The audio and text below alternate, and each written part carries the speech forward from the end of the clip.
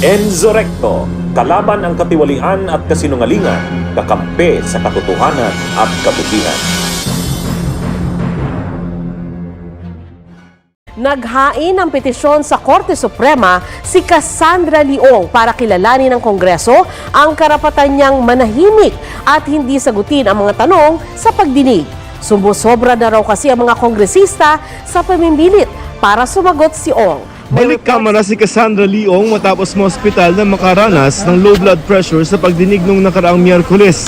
Iniimbestigahan si Ong ng kamara dahil sa pagkakasangkot umano niya sa operasyon ng Lucky South 99 sa Porac, Pampanga.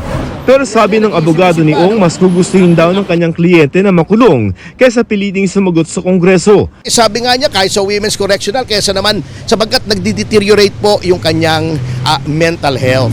Naghain ng kanyang mga abogado ng petisyon sa Korte Suprema para hilingin na utusan ng Kamara at Senado na kilalanin ang karapatan ni Ong na manahimik at karapatan laban sa pagpapahamak sa sarili. Humingi rin sila ng temporary restraining order laban sa 3 komite ng Senado at 4 na komite ng Kamara o Quadcom. Kapag siya ay kanyang ini-invoke yung kanyang right to remain silent or right against self-incrimination, sinisigawan siya, kinukutya siya, yun lamang po ang nais namin pigilin. Ayon sa mga abogado ni Ong, hindi raw naman nila layon na ipatigil ang mga investigasyon na ginagawa ng Senado at Kamara at dadalo sila sa mga pagdinig kung kinakailangan. Ayon kay Congressman Dan Fernandez na chairman ng isa sa mga komite ng Kamara na nag-iimbestiga, hindi magagamit ni Ong ang karapatang manahimik pero pwede niyang i-invoke ang right against self-incrimination. Pero paano daw ito gagawin kung di pa naman niya alam ang itatanong sa kanya? Congressman Fernandez. Yeah, this is in relation to a letter that was submitted by Cassandra Leong through his lawyer, Attorney Topacio, in relation to also to the suit filed by them before the Supreme Court on behalf of their client, Ms. Cassandra Leong, seeking to stop the Quadcom, no? From disregarding the right of our client to remain silent. Yun po yung sinasabi ng sulat na ito. One of those that are written in this letter.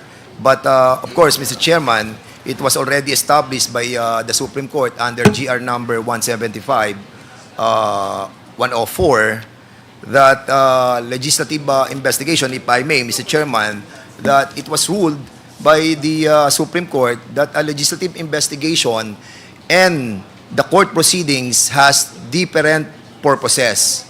On one hand, yung pong hearings that are being conducted, like yung pong mga adjudicative proceedings, is to settle dispute of the two litigants. On the other hand, ito pong legislative inquiry in aid of legislation, inter alia, is to gather data and information that will seek to amend or to create new laws na magiging pong effective para i-implement po ng ating pong gobyerno. And accordingly, Mr. Chairman, under the case between Standard Chartered Bank of the Philippines and sa Senate of the Philippines, yung pong Senate Committee on Bank and Financial Institution, it is clearly stated on that case that the mere filing of criminal and administrative cases on any courts or quasi-judicial shall not prevent the legislative body to conduct a legislative function. Otherwise, it would be extremely easy to subvert any intended inquiry by Congress through the convenient ploy of instituting a criminal or administrative complaint. Yung pong exercise of the sovereign legislative authority belong to this Congress. And sabi ng Supreme Court, this cannot be made subordinate to any criminal or administrative investigation. As a matter of fact, Mr. Chairman, 4 ito pong mga kaso or decision ng Supreme Court. One is the GR 174-105. Another is the Standard Chartered Bank and Senate Committee on Banks, Financial Institution. Third, yung case against Arnold versus Nazareno. And fourth, yung isang kaso nung kay Garciliano versus the House of Representatives na sinasabi po dito, and the court has no authority to prohibit a Senate committee from requiring persons to appear and testify before it in connection with an inquiry in aid of legislation in accordance with its duly published rules of procedure. Dito emphasizes the importance of the duty of those subpoena to appear before the legislature, even if incidentally incriminating questions are expected to be asked. Ngayon, Mr. Chairman, dito naman po sa sinasabi ni Mr. Topacio, dahil meron po siyang comment na sinasabi, in his comment, Mr. Fernandez said that supposedly the right to remain silent is not applicable to legislative inquiries, but only the right against self-incrimination and other statements. Such legal opinion is laughable because Fernandez is not a lawyer. Also, I must remind Mr. Fernandez that the matter is now before the courts and any such public comments touching on the case may be violative of the sub judice. Well, very clearly, Mr. Chairman, dito po sa ruling ng Supreme Court, yung pong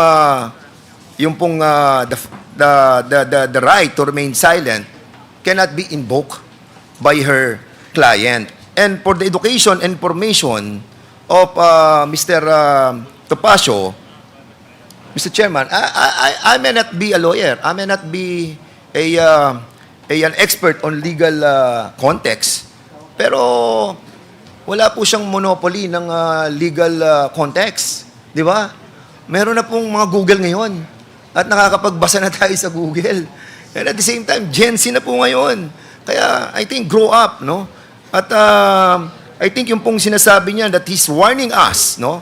Through me, that should he make any more such statements, I will have no choice but to file a motion to cite him in contempt of court. But according sa Article 3, di ba, Section 7, Mr. Chairman, we are guaranteed to give information to public, especially if this entails public concern. This must be recognized. And I think medyo offending po yung mga sinabi niya. But again, we have to move that this letter that he submitted to us be disregarded, Mr. Chairman. May kulanong salita na ang ibig sabihin dito ay ang pagkakaisa. Bunyog Party List. Halika na, Bunyog Party List ka na. Halika na, Bunyog Party List ka na. Sa susunod, ang atinang suportahan, Bunyog Party List, nagtataguyod ng katotohanan, lumalaban para sa bayan.